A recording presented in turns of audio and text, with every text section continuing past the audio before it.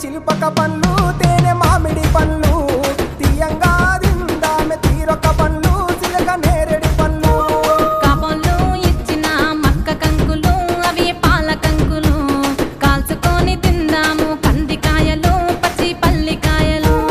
గుజారి గుజారి మామిళ్ళ కిందో నల్ల మామిళ్ళ కింద కుసుమరోళ్ళేసిన కుందన బొమ్మ అది కుందన బొమ్మ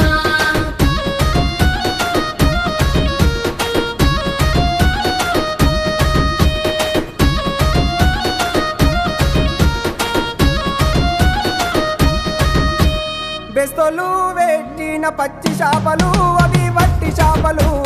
కమ్మంగా